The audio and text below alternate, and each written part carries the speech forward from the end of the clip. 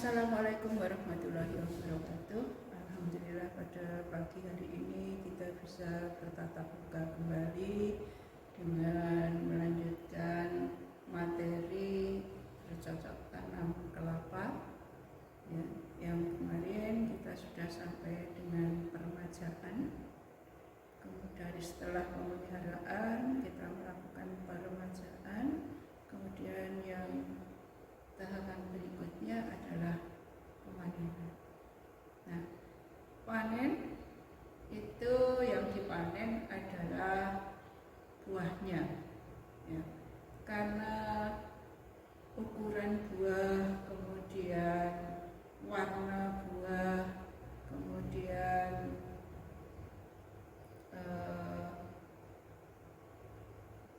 cara memanen dan sebagainya itu dari daerah ke daerah lain itu berbeda, maka alangkah baiknya pada sajian yang pertama kali ini kita beri perkembangan buah. Jadi tahapan-tahapan tentang perkembangan buah. Nah, kita tahu bahwa kelapa itu dapat dipanen pada umur 12 sampai 14 bulan. Jadi mulai dari penyerbukan, kemudian dipanen setelah 12 sampai 14 bulan. Nah, dari pemanenan ini pun nanti juga ada bermacam-macam cara pemanenan, ya, bergantung pada daerah juga, ya, kebiasaan petani dan varietas yang ditanam. Nah, oleh karena itu tahapan pertama yang perlu diketahui adalah perkembangan buah, karena yang menentukan kapan buah itu dipanen adalah petani atau pemilik tanaman. Kecuali kalau untuk daerah-daerah yang merupakan sentra perkelapaan, ya, seperti di Papua Nugini, yang mana jumlah tenaga kerjanya sangat terbatas, maka ada kalanya bahwa kelapa itu dibiarkan jatuh sendiri. Nah, ada beberapa keuntungan dan kerugian berbagai macam cara pemanenan yang hasilnya nanti akan berpengaruh terhadap kualitas kopra yang dihasilkan. Jadi cara pemanenan itu akan berpengaruh pada kualitas kopra yang dihasilkan. Nanti kita jelaskan lebih lanjut, ya. Untuk tahapan perkembangan buah, yang pertama adalah tahap pemanjangan buah. Mulai dari buluk, jadi dari penyerbukan, kemudian menjadi buluk. Buluk itu adalah buah kelapa yang masih muda, yang biasanya sebagian besar dari calon buah ini pada fase buluk ini banyak yang rontok atau gugur, ya. Jadi ini disebabkan beberapa macam, mungkin karena iklim yang terlalu kering, atau ya secara alami buah itu sudah tidak mungkin untuk tumbuh menjadi kelapa yang patut untuk dipanen. Nah, biasanya buluk ini di beberapa daerah karena rasanya yang sepet, yang basah, ini biasanya dapat digunakan sebagai bahan untuk membuat rujak, ya, buluk, atau juga digunakan sebagai pengganti lengkuas, ya. Di beberapa daerah buluk itu digunakan sebagai pengganti lengkuas untuk memasak misalnya ikan yang dipenyet, ya, dipelas itu ditambahkan buluk. Kemudian juga bisa digunakan untuk karena suasana yang basah, sepet, ini biasa digunakan untuk mengurangi rasa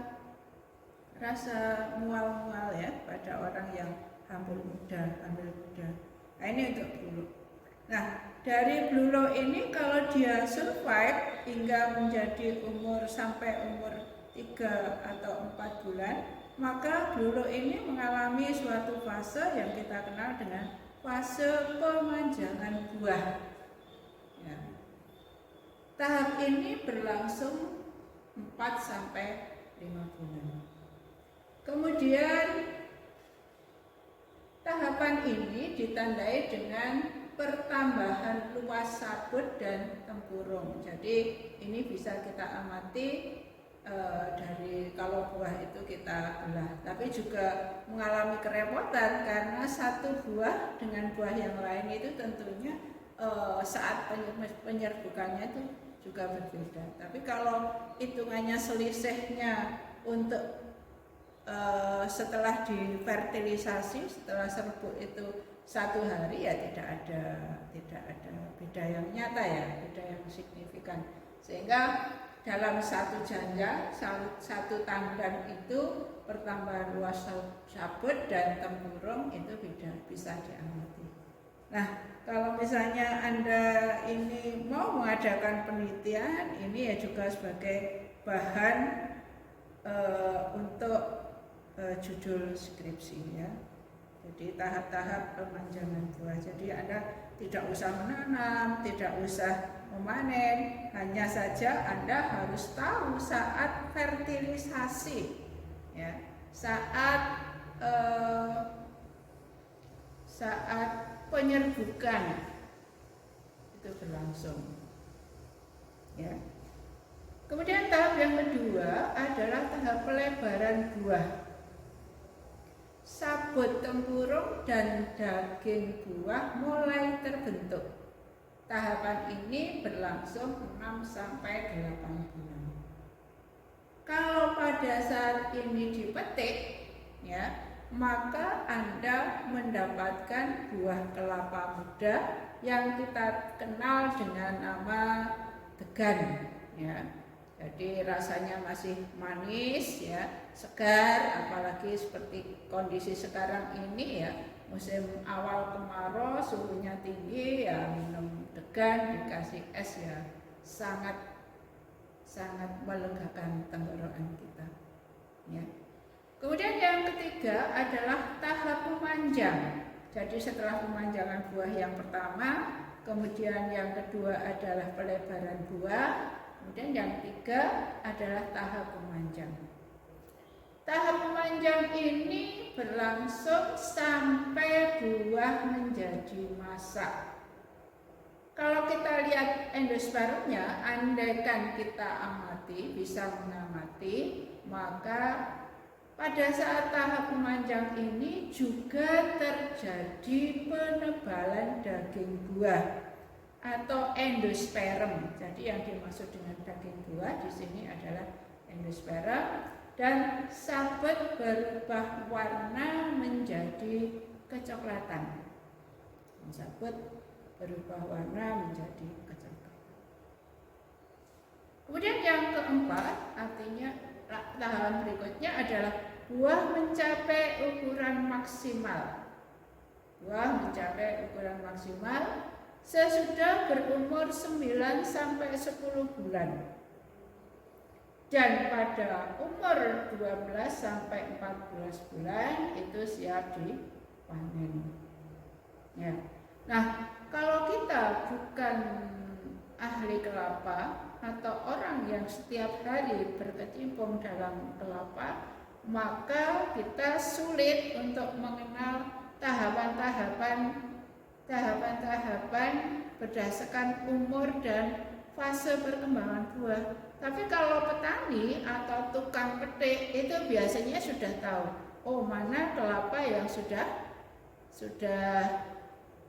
bisa dipungut, ya, atau sudah masak, endospermnya sudah cukup untuk dibuat masakan misalnya, atau digunakan untuk santan, ya, atau untuk keperluan lain, apakah itu untuk bibit, ya, itu mereka sudah paham betul karena sudah setiap hari secara tidak langsung sudah mengamati. Kemudian yang kelima, pada saat buah siap untuk dipanen, ini sebetulnya bergantung pada tujuan atau kegunaan kelapa. Apakah dipanen dalam bentuk buah muda atau degan, ya, buah muda atau degan, ataukah untuk kelapa kering parutan, apakah untuk santan bubuk yang dikemas sekarang ini, ya, dikenal santan instan yang kita kenal dengan santan instan atau santan bubuk, atau bisa digunakan untuk kopra, ya. Kalau kopra ya tidak boleh terlalu tua, tidak boleh terlalu muda, karena kualitas kopra itu juga ditentukan oleh kemasakan. Ya, ini untuk pemanenan. Kemudian kita lanjutkan. Nah, ini adalah bagian-bagian kelapa. Bagian-bagian kelapa. Bagian-bagian dari buah. Yang paling luar yang berwarna hijau, berwarna kuning, berwarna merah, ya, itu adalah epikar, ya. Epikar ini keras, ya. Selain keras, kenapa keras? Karena di bawah epikar itu adalah sabut, ya. Epikar, epi itu tepi, karpus itu lapisan. Jadi lapisan yang paling tepi atau lapisan yang paling luar. Nah, lapisan epikar ini diliputi atau diselimuti oleh lilin, ya. Tujuannya apa? Supaya pada waktu muda, supaya kelapa itu tidak mudah untuk diserang hama atau penyakit, ya. Jadi epikar ini kulit yang paling luar atau lapisan yang paling luar, licin, ya, karena lilin tadi adanya lapisan lilin, ya. Kemudian keras karena di bawahnya ada sabut. Tebalnya kurang lebih 0,1 mm. 0,1 mm. Kemudian yang kedua adalah sabut atau mesokap. Meso itu artinya tengah. Kap, ya. Karpus, ya, itu lapisan. Jadi lapisan yang di tengah. Mesokap ini sebetulnya adalah daging buah kelapa. Jadi sebetulnya adalah daging buah kelapa. Kalau pada kelapa sawit, ya, mesokap ini juga mengandung minyak, ya. Tetapi kalau pada kelapa, mesokap ini hanya berisi, ya, lignin atau, ya, itu lignin, kemudian ada sebagian silikat, ya. Kemudian ini berserabut, terdiri dari jaringan sel serat yang keras, ketebalannya 3-5 cm. Ini bergantung pada jenis atau varietas. Demikian juga tadi epikar itu ada yang berwarna hijau, saya katakan, sehingga orang Jawa itu mengatakan, oh, aku menanam kelapa hijau. Kemudian ada yang berwarna merah, oh, kelapa merah, kelapa abang. Kelapa merah ini biasanya tidak disukai ibu-ibu kalau digunakan untuk memasak, utamanya membuat kue, karena warnanya itu setelah masak, warna kue yang dimasak itu kalau warnanya putih menjadi agak kehitaman, abu-abu, sehingga tidak bisa putih yang putih benar, ya, tapi agak kehitaman. Nah, biasanya ini berasal dari kelapa merah. Nah, orang yang jual kelapa ini sudah tahu digunakan untuk apa. Oh, ini kelapa merah ini, jangan dipilih, ya. Berserabut, ya. Ini mesokap. Jadi kalau mesokap ini pada kelapa sawit itu justru yang kualitas minyaknya bagus, ya, mengandung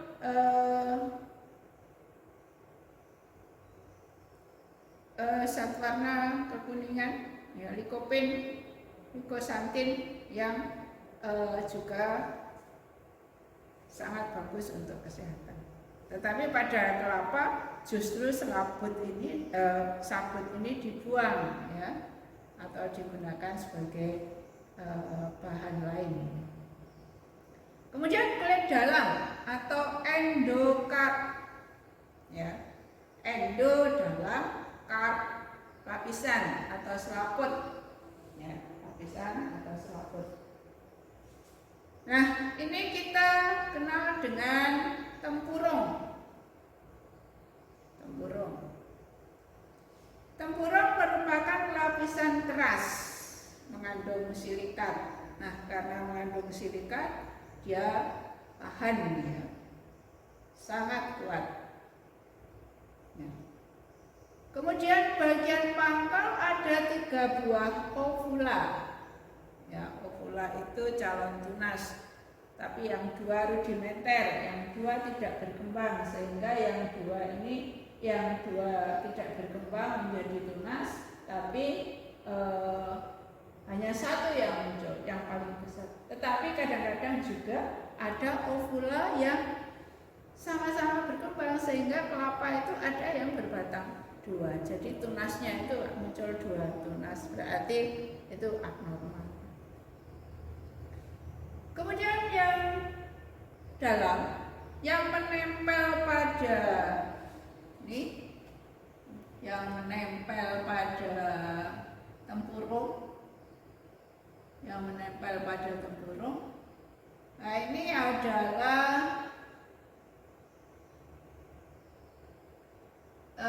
putih lembaga atau endosperm. Nah, endosperm ini merupakan cadangan makanan sebetulnya, ya, bukan untuk manusia, ya, tetapi endosperm ini digunakan untuk proses perkecambahan buah kelapa. Nah, kalau ada ovula di sini, di sini biasanya ada ovula, ya. Ini ovula ini untuk menyerap cadangan makanan yang tersedia di endosperm ini membentuk haustoria, ya. Haustoria kalau orang Jawa mengenal kentos atau gandos, itu membesar, ya. Seiring dengan bertambahnya usia bibit, ya, gandos ini membesar dan menempel pada permukaan dalam dari putih lembaga atau endosperm, menempel. Lama-kelamaan ini gandos ini akan mengisi seluruh ruangan tempurung. Nah, tujuannya apa? Selama gandos atau kentos atau haustoria ini menempel pada permukaan dari endosperm, maka dia secara enzimatis dapat mengambil makanan-makanan yang diperlukan oleh bibit. Kalau bibit itu sudah tumbuh besar, ya endospermnya habis digunakan untuk pertumbuhan. Ya, jadi pada endosperm ini ya, pada awal perkembangan buah kelapa, endosperm ini berbentuk cairan, jadi liquid yang banyak mengandung enzim untuk membentuk cadangan makanan yang diperlukan untuk pertumbuhan bibit kelapa. Enzimnya apa? Ya, karena sebagian besar ini mengandung minyak, tentunya enzim yang ada pada putih lembaga ini adalah lipase. Ya, membentuk minyak, ya, enzim itu untuk lipase. Enzim protease, enzim karbohidrase, ya, karbohidrase. Ase itu adalah akhiran dari nama enzim. Jadi enzim itu namanya berakhiran dengan ase atau asa kalau di Indonesia kan ya. Protease, karbohidrase, lipase dan sebagainya. Nah, yang zat gula di sini 1,5%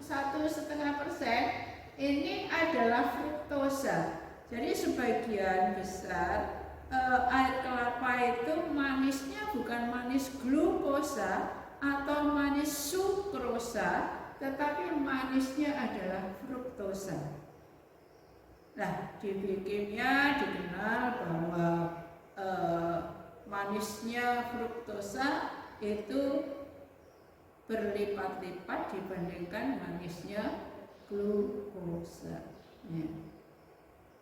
Dengan bertambahnya tua umur buah akan memadat dan mengendap pada dinding tempurung bagian dalam. Jadi yang semula itu berupa cairan, ya, kemudian dia mengendap, menempel di bagian dalam.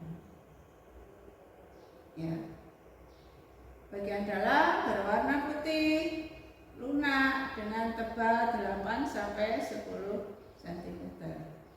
Merupakan jaringan yang berasal dari inti lembaga. Inti lembaga ya okula itu yang ada di sini.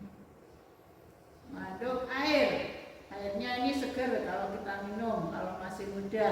Tapi kalau sudah tua ya rasanya agak asam atau tidak berasa ya, karena gulanya sudah digunakan untuk ini dalam bentuk padat, sudah memadat. Kemudian ada protein juga 3%. Jadi kalau kita makan endosperm, kita makan begitu saja, ini ada proteinnya juga, tapi cuma 3%. Ya. Jadi hanya menambah sebatas rasa gurih saja. Kemudian zat gula.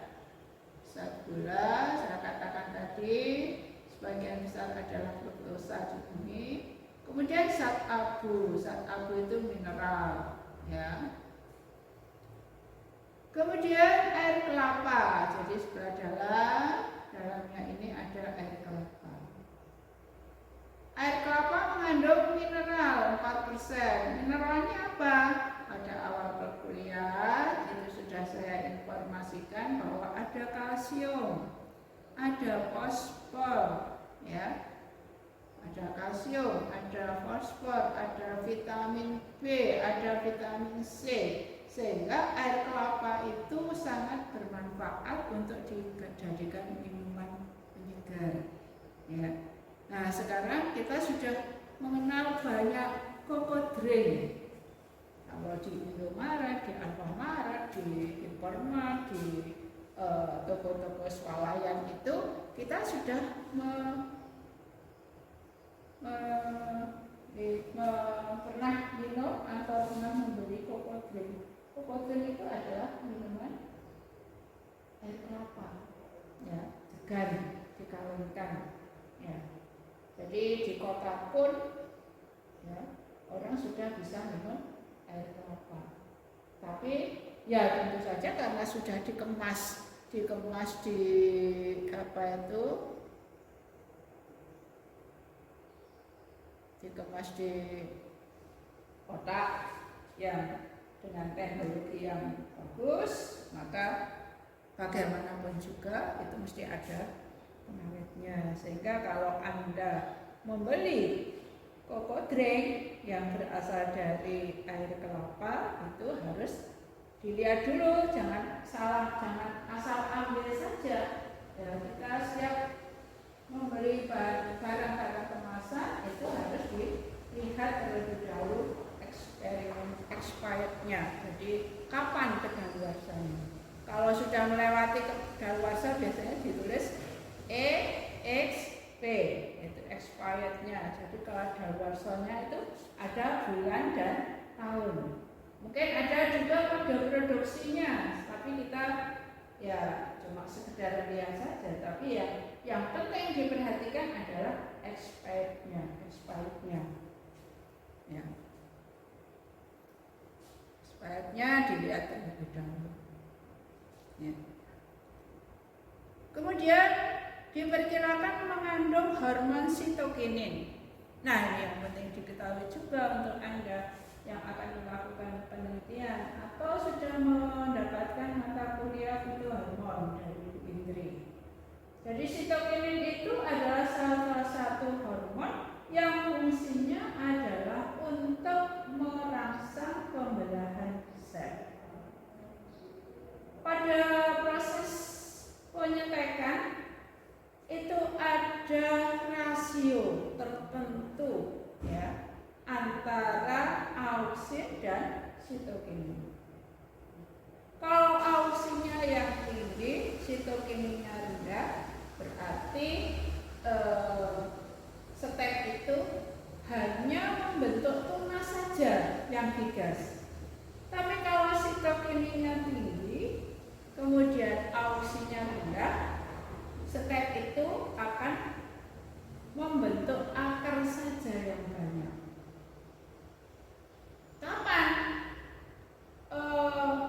step itu akan tumbuh tunas atau dan tumbuh akar? Ya, itu harus ada rasio tertentu. Jadi seimbang. Keseimbangannya berapa? Bergantung pada macam tanaman. Nah, untuk itu harus dilakukan penelitian terlebih dahulu. Jadi sitokinin. Oleh karena itu, pada kakak-kakak kelas saudara yang sudah menyusun skripsi, ini biasanya menggunakan air kelapa untuk merangsang pertumbuhan stem, utamanya pada stem ubi. Ya, jadi ini ada gunanya air kelapa. Nah, kalau orang yang keracunan itu juga diberi air kelapa itu, diberi degan kelapa hijau, ya. Jadi untuk menetralisir racun yang masuk di dalam. Ya, jadi dikatakan bahwa kelapa ini tanaman yang serbaguna. Mulai dari sabut, kalau kulit luar belum dimanfaatkan ya. Nah, mungkin suatu saat ada teknologi yang memanfaatkan kulit luar atau epitap yang ketebalannya itu hanya 0,1 mm. Ini digunakan untuk pelapis tembok misalnya, ya. Pelapis lantai, ya. Karena apa? Dia mempunyai kalau lapisannya itu adalah lipid, ya, lilit, ya, lilit, itu tentunya dia mempunyai senyawa fenol, ya, punya senyawa fenol yang awet sehingga tahan terhadap cendawan, ya, misalnya tahan terhadap bakteri atau jamur-jamur perusak atau bakteri yang dapat merusak warna-warni kepusangan. Sehingga belum ada penelitian, ya, siapa tahu nanti di antara Anda mencoba, daripada kulit luar atau epikatnya ini dibiarkan saja, ya, ambillah, diolah sedemikian rupa sehingga bisa dimanfaatkan. Ya, oleh karena itu kelapa itu mulai dari sabut, tempurung, kemudian endosperm, airnya, itu semuanya bisa dimanfaatkan untuk memenuhi kebutuhan hidup manusia. Ya, sehingga disebut bahwa kelapa itu adalah pohon kehidupan. Disebut kehidupan. Apa? Hidup artinya ya belum mati. Hidup artinya belum mati, tapi kehidupan mempunyai makna lain, menghidupi. Ya, menghidupi. Kenapa kok menghidupi? Lah kalau dijual itu menghasilkan uang, uangnya bisa diberikan beras, uangnya diberikan nasi, uangnya diberikan lauk, misalnya diberikan telur, sehingga orang itu bisa hidup dari situ. Dari jual sepet saja atau sabut itu bisa hidup. Kok gitu? Mau sepet dijual. Nah, Anda tidak tahu di India itu terkenal dengan produsen matras terbagus di dunia. India. Jadi ini sabutnya ini kan banyak mengandung serat. Seratnya itu ada yang besar, ada yang kecil. Coba nanti kalau ke pasar lihat sabut. Ada yang tebal, ada yang tipis. Nah, yang tipis-tipis itu diserut, kemudian dipintal ya, sehingga menjadi jok mobil, jok kursi, ya. Bukan sintetis lagi, asli. Jadi Mercedes-Benz itu produsen mobil di Jerman yang terkenal, yang merupakan perakit atau pembuat mobil mewah. Itu joknya adalah berasal dari sabut kelapa, bukan dari spons. Ya. Karena apa? Daya pantulnya atau mempunyai kegasan yang lentur, jadi tidak meronjal kalau misalnya, ya. Jadi lentur, halus, ya, sehingga harganya juga mahal. Nah, kemudian kalau misalnya di desa bagaimana? Nah, ini dibuat keset itu, dipintal, dijalin, dibuat keset. Kalau kesetnya pengen yang bagus seperti produk dari orang-orang penjara itu, harganya orang-orang yang dibui itu harganya lebih mahal, karena daging buah dari sabut ini sudah dirontokkan. Apakah dibuang? Tidak. Pak Tani memerlukan itu. Jadi rontokan-rontokan dari sabut itu digunakan untuk media pembibitan. Yang kita kenal bahasa kerennya adalah kokopit. Koko, C-O-C-O-P-E-A-T. Kokopit, piat ya. Kokopit.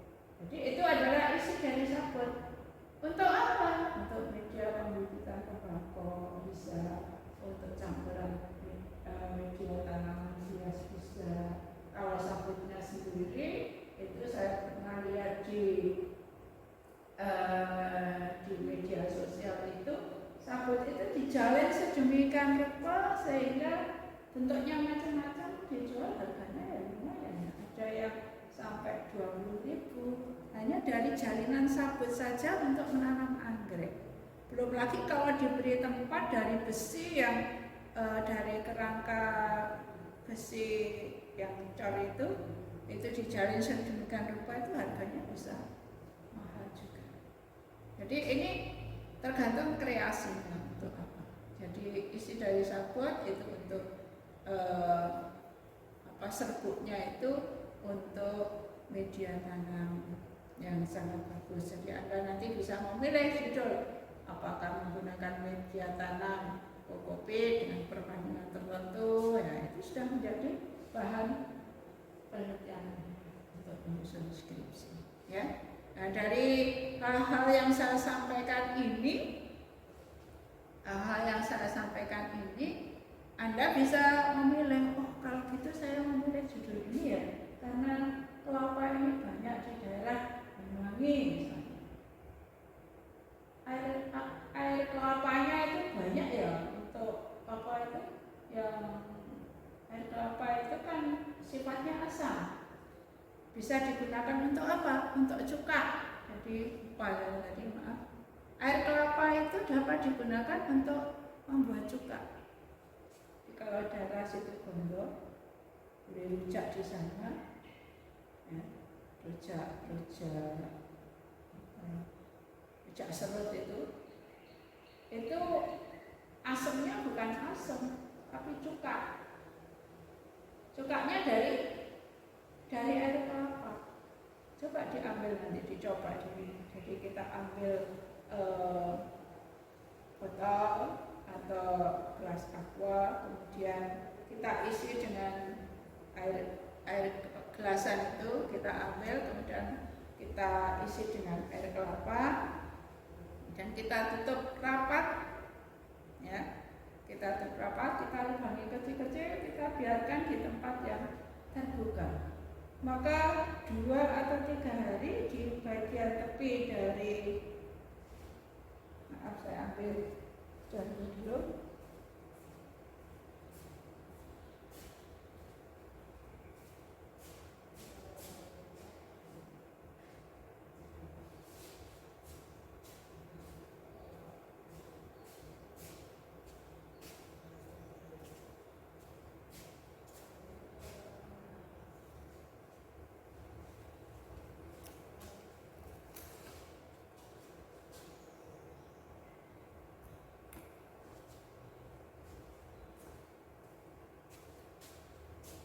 Jadi ini ada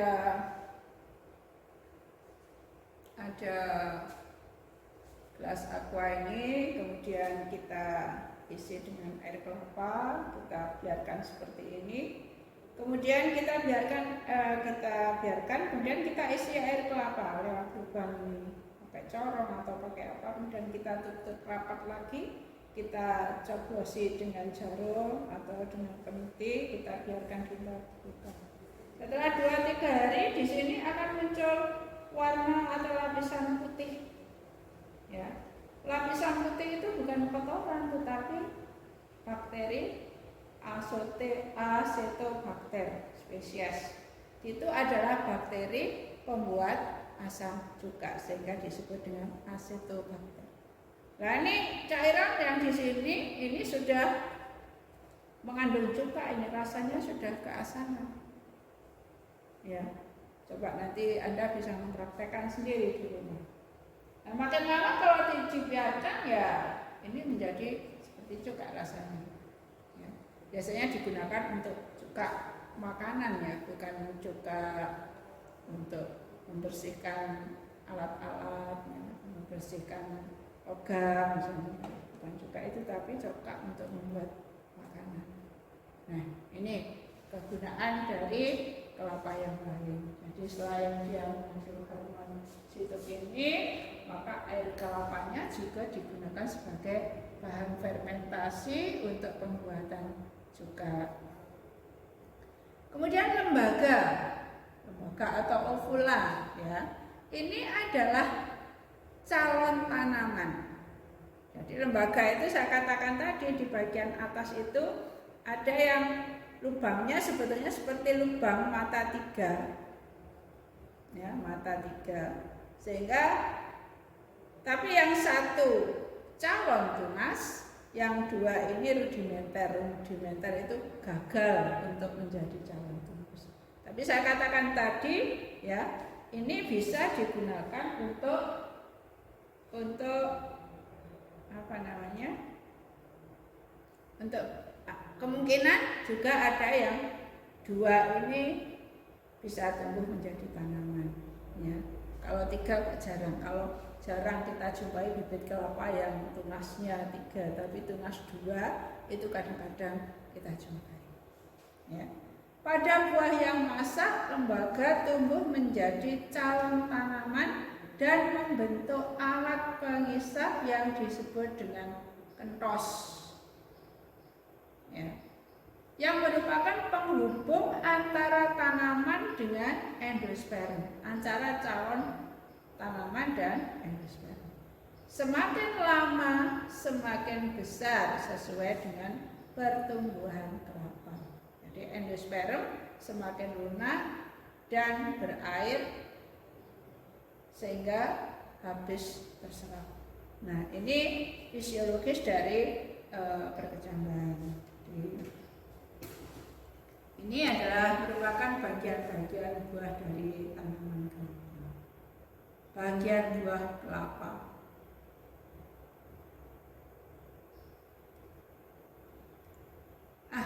Kemudian pada saatnya kapan dipanen?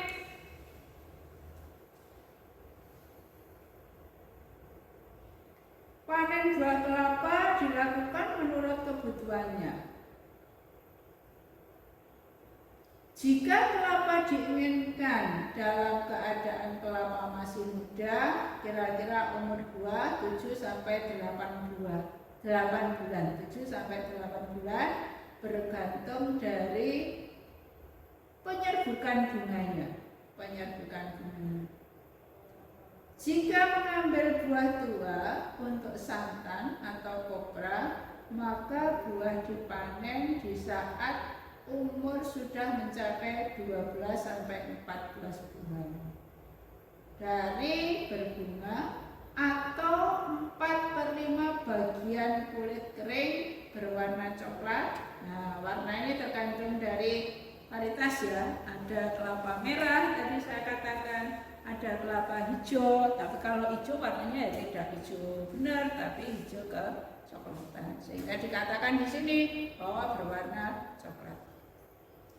Kemudian kalau sudah tua bagaimana? Kalau airnya berkurang, karena airnya sudah berkurang, kalau misalnya untuk mengetahui ketuaan ya, kalau beli kelapa dikocok lagi. Kalau bunyi kocokannya itu berbunyi, berarti kelapa itu sudah tua. Nah, ini saat pemanenan. Tentunya yang paling ahli, kalau orang awam ya tidak mengenal 12-14 bulan. Tapi kalau pemanjat kelapa atau pemanen kelapa ini ya, dengan tangannya dia sudah tahu ini sudah kelapa yang tua.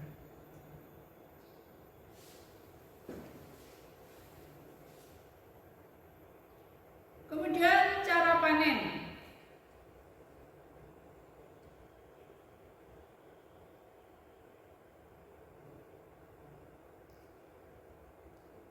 Nah, kalau misalnya umurnya lebih dari 12-14 bulan, apa cocok untuk dipanen?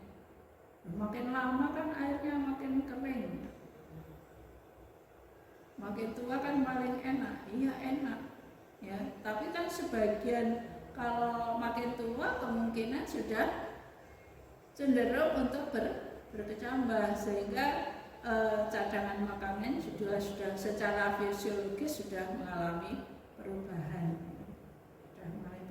rasanya kurang enak, atau kalau dijadikan kopra kadar minyaknya sudah menurun.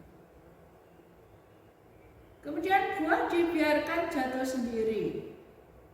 Buah kelapa yang dipanen dengan cara ini kurang baik digunakan sebagai bahan baku kelapa kering parutan atau designated coconut.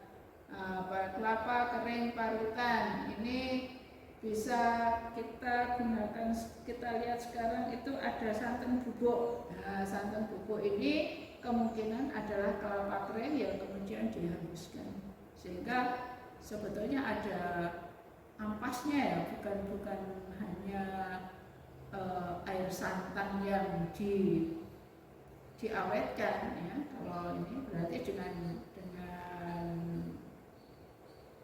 serat kasarnya.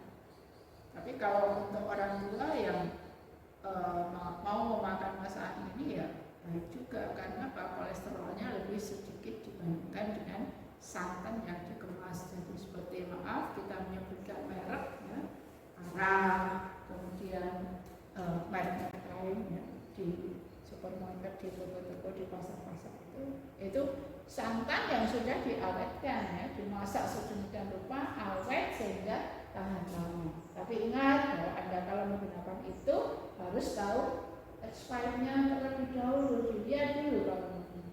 Dan kalau kedaluarsa ya bisa dibeli. Tunjukkan pada modelnya, nggak jadi mas, nggak jadi mbak. Wah, ini sudah expired atau mendekati expired. Berarti di situ sudah akan tercemar oleh bakteri atau jamur. Di negara-negara yang tenaga kerjanya kurang, di sebagian Afrika, Kepulauan Pasifik ya, ini di Samoa, British Guinea, di Afrika itu Samoa penghasil kelapa. Buah dibiarkan jatuh sendiri dan dikumpulkan pada interval tertentu karena tenaga kerjanya sangat kurang. Tapi kalau di Jawa ya, kalau di Jawa ini tidak usah dijatuhkan, orang sudah mencari pekerjaan dengan memanjat kelapa. Kemudian yang kedua, dipanjat.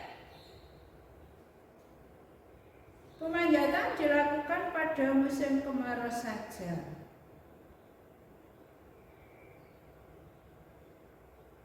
Memerlukan waktu yang lebih lama.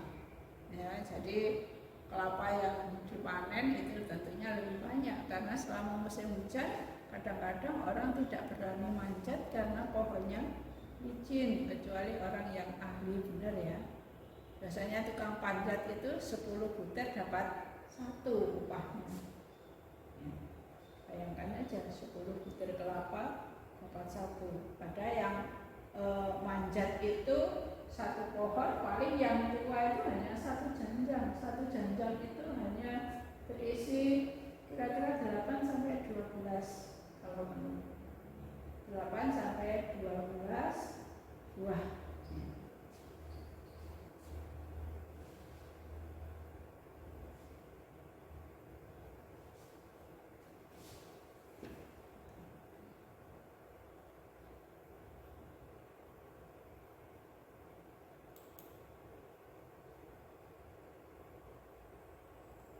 Nah, keuntungan dari, jadi kalau musim penghujan ini tidak bisa atau jarang berani orang memanjat ya.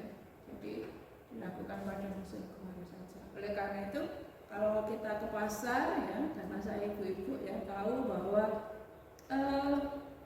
harga kelapa di musim penghujan itu lebih mahal karena yang tersedia di pasaran itu sedikit. Jadi harga jual itu identik dengan linear atau identik dengan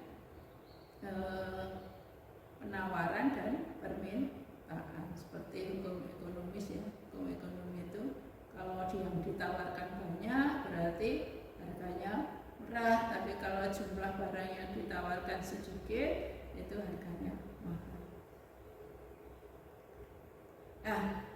Ya lupa ya, ini untuk cara panen yang buah dijatuhkan sendiri. Ini banyak yang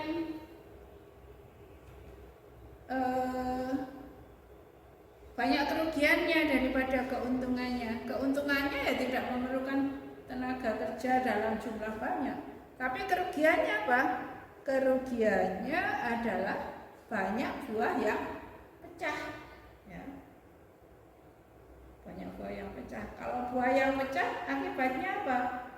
Ya air kelapanya habis sehingga tidak bisa digunakan untuk bibit, atau kalau sudah dikupas karena sudah dirempesi tercemar jamur atau bakteri, biasanya banyak yang busuk juga ya. Ini untuk cara panen. Untuk buah yang dijatuhkan atau jatuh sendiri. Mengumpulkannya juga tergantung orang yang bekerja. Kalau terlalu lama ya kemungkinan banyak yang berkecambar juga. Keuntungan cara panjat ini, meskipun biayanya mahal, cara panjat ini dapat membersihkan mahkota daun dengan memotong 2 daun terbawah di musim kemarau untuk mengurangi transpirasi dan kelembapan pucuk yang tinggi. Kemudian karena manusia sudah dilengkapi dengan insting ya, maka dapat memilih kelapa siap panen dengan kemampuan rata-rata 25 pohon per orang. Kita bisa menghitung kalau misalnya 25 pohon per orang, 1 pohon itu hasilnya 10 sampai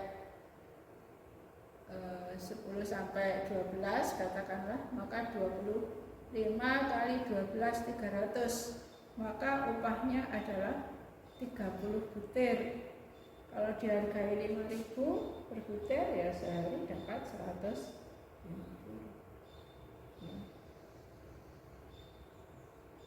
Ya. Tuh.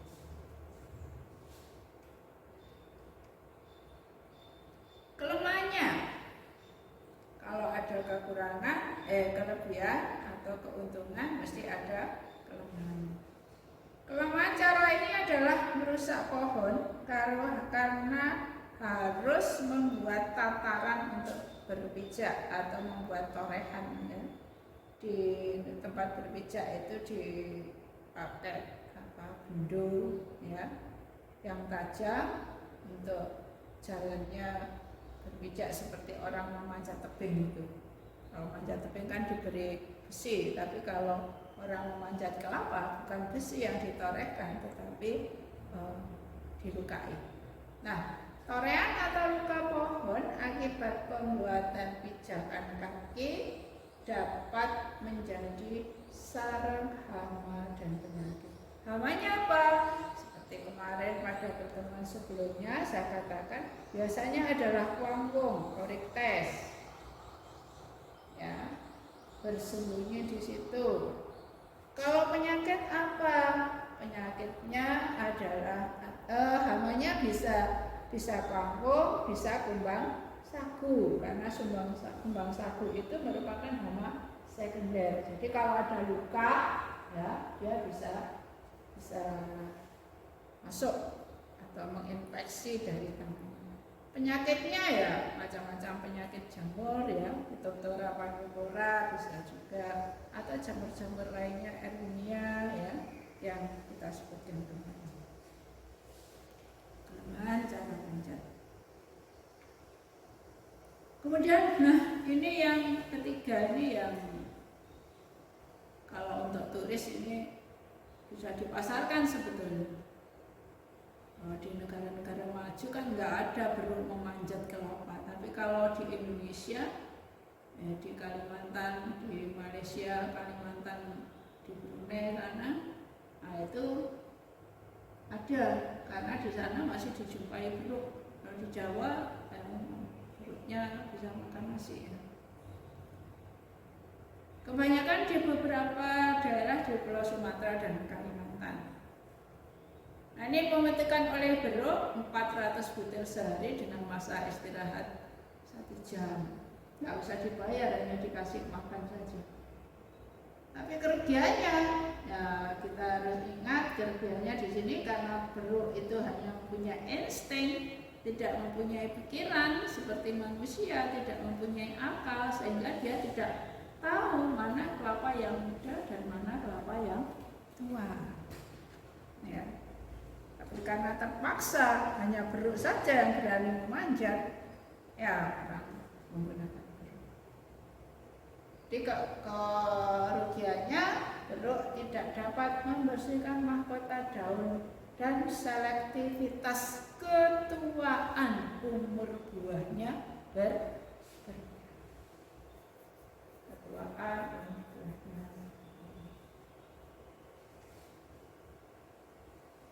Ya, ini dengan beruk. Kemudian dengan galah.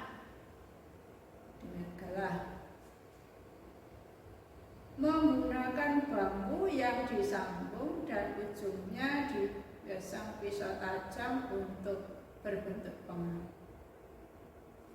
Nah, ini untuk kelapa-kelapa yang pohonnya masih rendah, untuk kelapa dalam.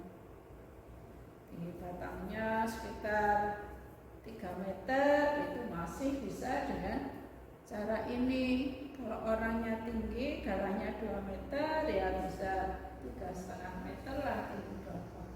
Tapi kalau kelapanya sudah tua umurnya ya tidak bisa. Ya, tidak bisa menggunakan galah. Harus dengan menggunakan beruk atau dengan menggunakan manusia. Yang bisa dipanen dengan galah ini adalah kelapa ganja, dwarf coconut. Jadi kelapa yang pohonnya pendek, coconut. Kelapa yang pohonnya pendek. Nah, ini untuk cara menanam. Kemudian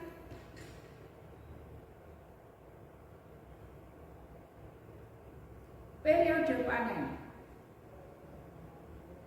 Periode panen bisa 1 bulan sekali jika buah dibiarkan jatuh sendiri. Ya, jadi perkiraannya buah dijatuhkan sendiri kalau tidak ada yang memanjat. Kapan mengambil buah di bawah yang sudah dipanen jatuh sendiri? Itu kira-kira 1 bulan. Sehingga petani yang baik itu dia harus membuat catatan kapan mengambil buah-buah yang jatuh. Jadi secara periodik dilakukan.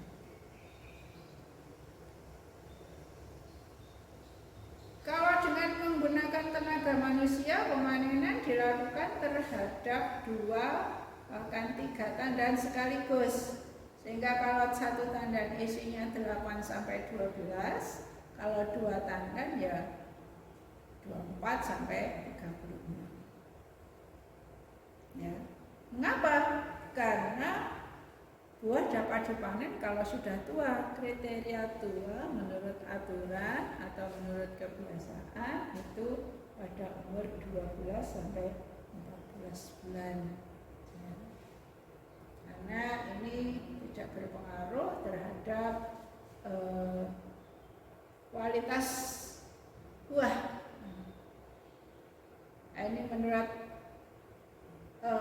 Padua Resurrection dan Bansom, kadar asam lemak pada minyak kelapa yang berasal dari tandan berumur 3 bulan lebih mudah sama dengan buah dari tandan yang dipanen tua pada umur 12 sampai 14 bulan, sehingga biaya panen dapat dihemat.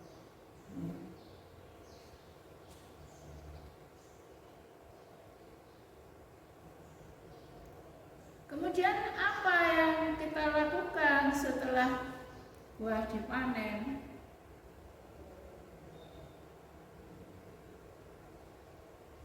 Yang pertama adalah pengumpulan. Buah dikumpulkan menggunakan keranjang atau alat angkut yang tersedia. Kemudian semua buah dikumpulkan di tempat pengumpulan hasil atau TPH. Nah, setelah dikumpulkan tidak langsung dijual, tetapi harus disortir terlebih dahulu. Sortasi buah dan perhitungan buah dilakukan setiap blok kebun setelah selesai panen pada akhir bulan. Kriteria apa untuk mensortir? Yang pertama, kosong tidak berair. Kalau kosong tidak berair, kemungkinan kelapanya jatuh sendiri. Kemudian pertumbuhannya tidak normal. Kalau tidak ada airnya, berarti endospermnya tidak ada. Endospermnya tidak ada atau tidak terbentuk. Kenapa tidak terbentuk? Karena tidak ada airnya. Padahal semua hasil fotosintesa itu masuk ke dalam buah, ya, itu akan menghasilkan senyawa-senyawa karbohidrat, lemak, dan protein yang akhirnya mengendap di tempurung. Bunyi tidak nyaring bila diguncang. Kenapa kok disortir? Karena biasanya kalau bunyi tidak nyaring pada buah yang diguncang berarti ya kemungkinan seperti tadi tidak ada airnya. Ya, tidak ada airnya. Kemudian buah yang rusak, luka karena hama, diserang hama. Kemudian busuk dan kecil, kelapa butirannya pecah, berkecambah, ya. Kelapa kurang masak ya tidak usah digunakan sebagai dijual, diminum saja, ya. Kemudian buah-buah yang berkualitas baik itu disimpan dalam uben, ya, tempat yang terbuka, dilapisi bawahnya dan berareasi baik. Jadi sirkulasi udaranya bagus.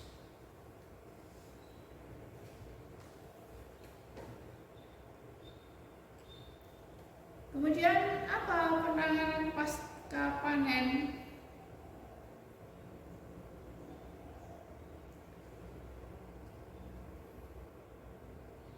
Yang pertama adalah penyimpanan. Buah kelapa disimpan dengan cara buah ditumpuk dengan tinggi tumpukan maksimal 1 meter. B.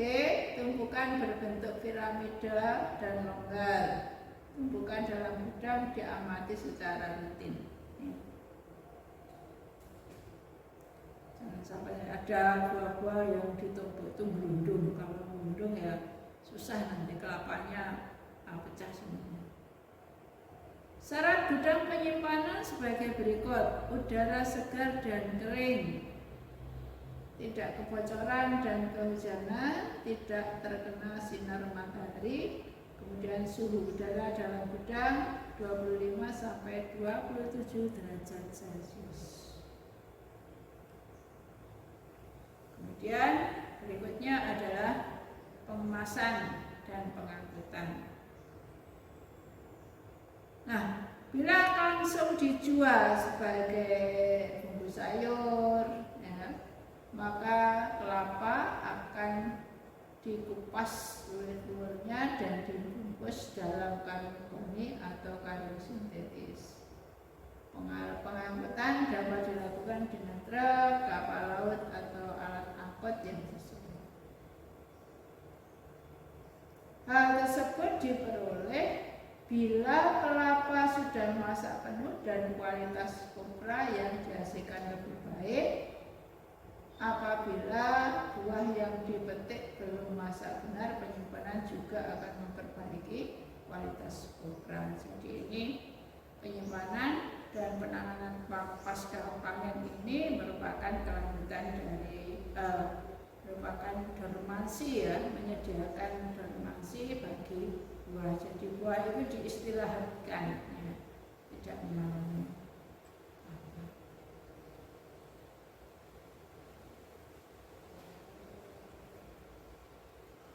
Kemudian perakhiran produksi.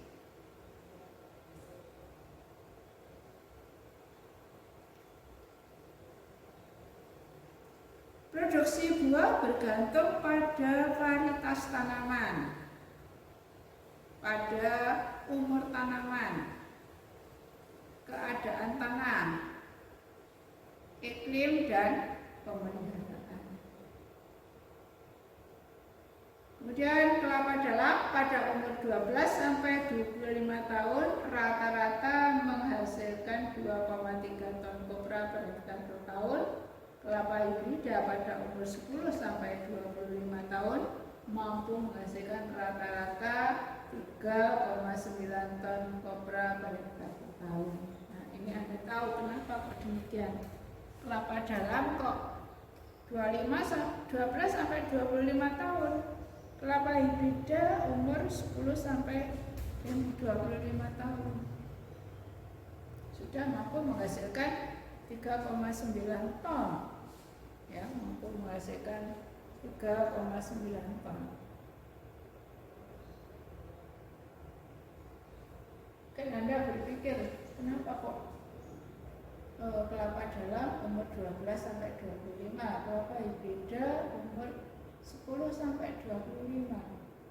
Ingat bahwa kelapa dalam itu mulai panen pada umur 7 tahun.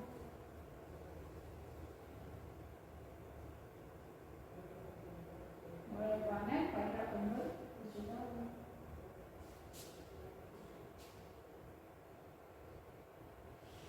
Ya.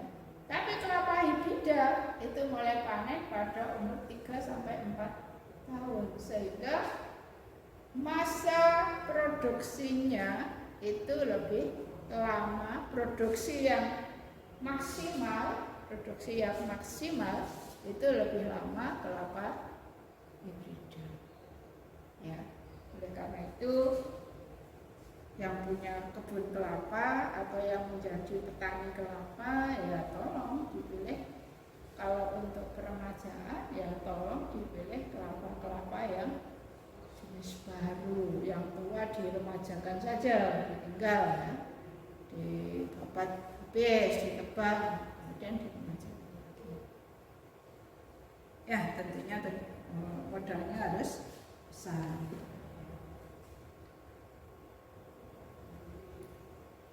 Kemudian produk-produk apa saja yang diperoleh dari kelapa? Yang pertama adalah minyak kelapa murni atau virgin coconut oil, itu mahal sekali. 100 cc harganya 15.000, 25.000. Atau yang kecil. Nah, dari cara ini BCO ini ya mampu meningkatkan nilai jual produk kelapa. Jadi kalau satu butir kelapa di tingkat petani itu dihargai 5.000, di pasar itu 7.000, di tengkulak 6.000, ya BCO itu bisa 15.000 100 cc. Ya. Nah, kalau satu butir ya mungkin jadi apa ya, hampir sama itu, sama 100 cc itu. Kemudian nira atau legen dalam bahasa Jawa. Ya. Ini digunakan untuk industri gula kelapa. Kandungan sukrosa yang dominan di antara kandungan bahan kimia non-air lainnya menjadikan nira sebagai sumber gula yang sangat potensial. Nah, ini gula kelapa. Rasanya lebih gurih, ya. Kenapa lebih gurih? Karena ada proteinnya. Kalau tebu tak gurih, hanya manis saja, ya, tapi karena tidak ada proteinnya.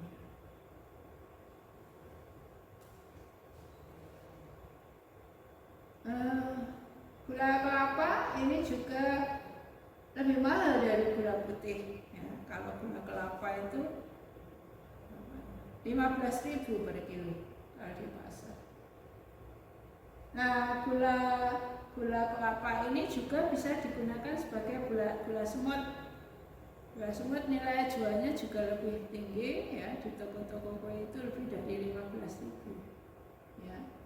Dan pangsa pasarnya ini sudah bisa diekspor untuk gula semutnya. Kemudian yang ketiga adalah nata de coco. Nah, ini kalau kita lihat air kelapa itu bersifat asam.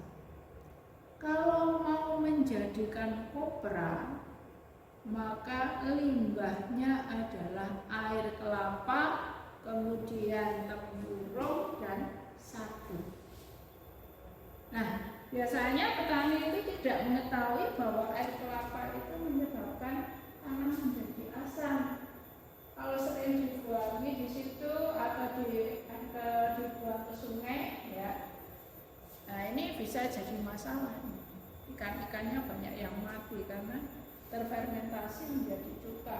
Cuka itu pH-nya bisa 2 atau 3, sehingga sangat asam, akan berpengaruh terhadap kehidupan lingkungan.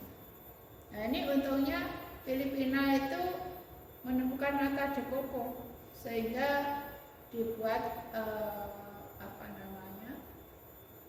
makanan yang sangat bermanfaat. Nilainya juga tinggi. Nata de coco 1 kilo bisa 15.000. Ya, padahal itu dari hitung-hitunglah bahwa air kelapa itu merupakan sampah dari kelapa, tapi ternyata masih bisa menghasilkan. Ya. Kemudian yang keempat adalah asam cuka. Ya, seperti tadi saya sampaikan, air kelapa bisa dibuat cuka sebagai penegas rasa, penegas warna, juga sebagai penegas rasa, penegas warna. Kenapa penegas warna? Nah, kita ingat bahwa kalau asam diberi buffer atau diberi metil merah, maka warnanya menjadi merah.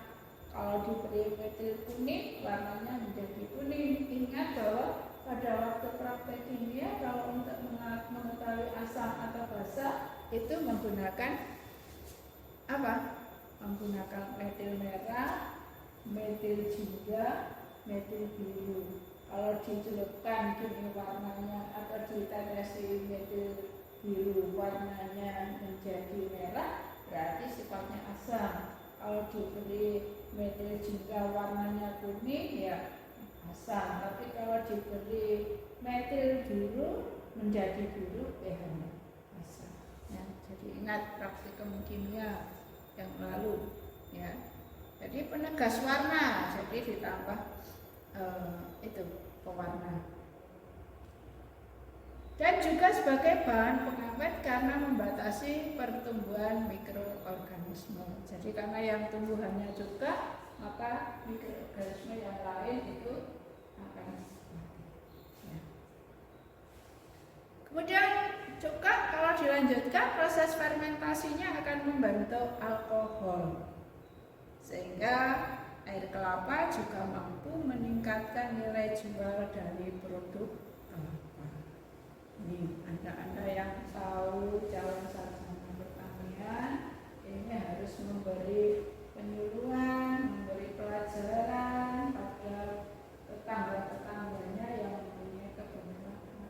Jangan dibuang air kelapa, tolong dibuat juga, tolong dibuat alkohol. Kalau Anda tidak mampu, ya Anda bisa menghubungi orang-orang yang ahli di dalam industri itu, sehingga bisa memberi tambahan pendapatan bagi petani kelapa. Ya, jadi amal dasarnya Anda menuntut ilmu, kemudian mengamalkan ilmu yang Anda dapat.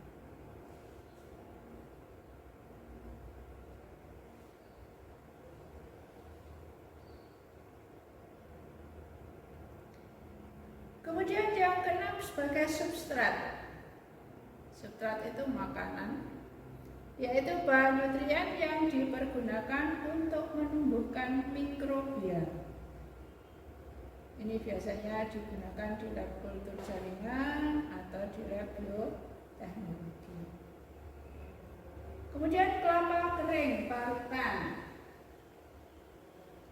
diperoleh dengan mengeringkan kelapa parutan dengan kadar air 3,5% dan kadar minyak tidak kurang dari 68%.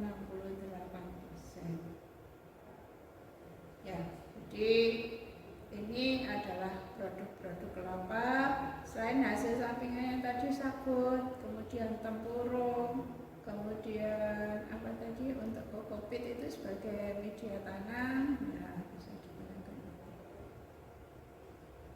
Ini produk-produk yang diperoleh dari tanaman kelapa. Jadi kalau kita lihat di sini, maka banyak sekali ya manfaat dari kelapa. Belum daunnya itu kalau dipanen, dijatuhkan bisa untuk anyam itu kalau dianyam untuk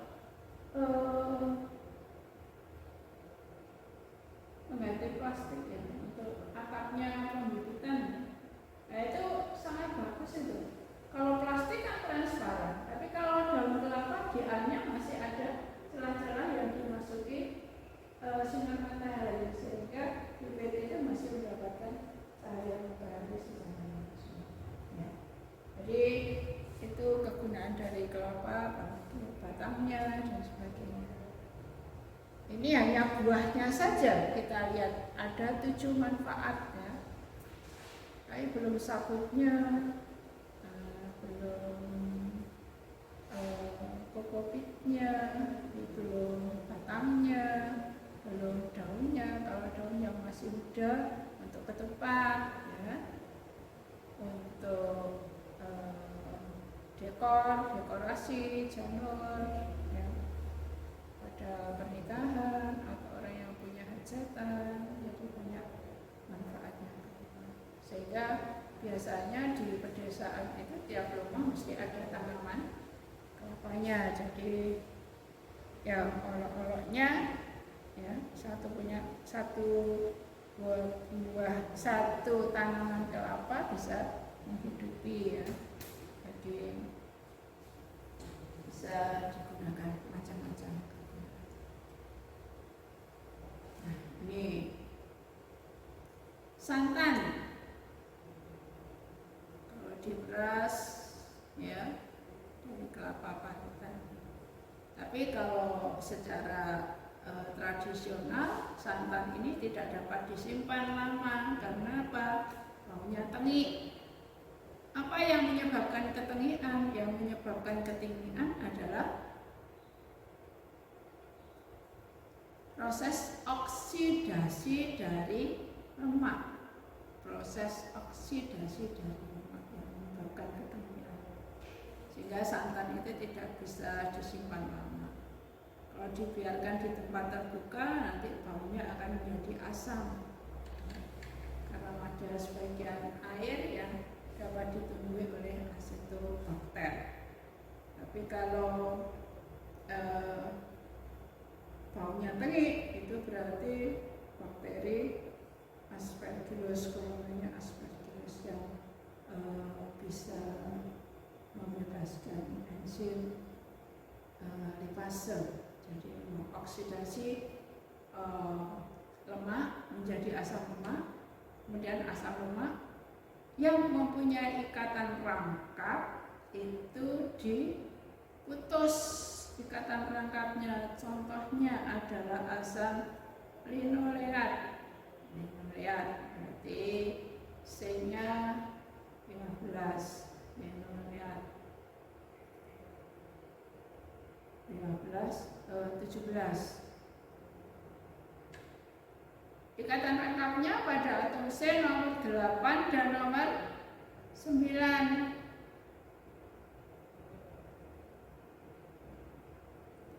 Kalau ikatan rangkapnya diputus pada atom C nomor 8 dan atom C nomor 9, maka dia akan menjadi dua macam asam lemak dengan jumlah atom C 8 dan atom C 9 dan atom C 10.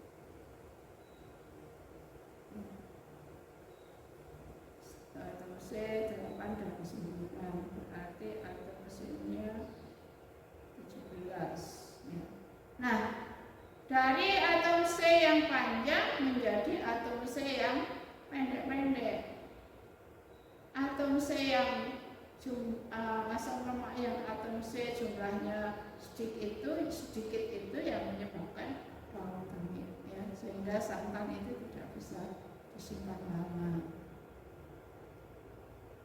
Ya, karena itu diperlukan pengemasan santan untuk mencegah rusaknya santan, yaitu digalonkan atau dikeringkan. Kemudian yang ke-9 adalah minyak kelapa, dapat diperoleh secara langsung dengan ekstraksi kopra, diperas, atau secara tradisional yaitu dengan pemanasan santan kelapa. Ini biasanya dilakukan di pedesaan dan mengekstraksi kopra. Kemudian dikeringkan ya, sehingga kopra itu menjadi produk utama dari tanaman kelapa. Saya kira sekian dari sesi kuliah kali ini. Saya akhiri dulu. Terima kasih atas perhatian saudara-saudara. Sampai ketemu pada pertemuan berikutnya dan sukses untuk Anda. Wassalamualaikum warahmatullahi wabarakatuh.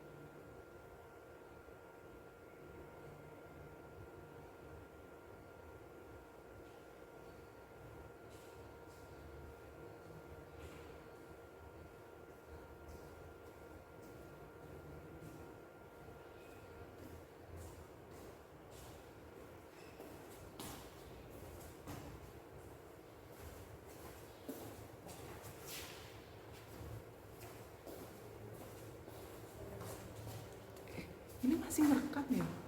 Iya.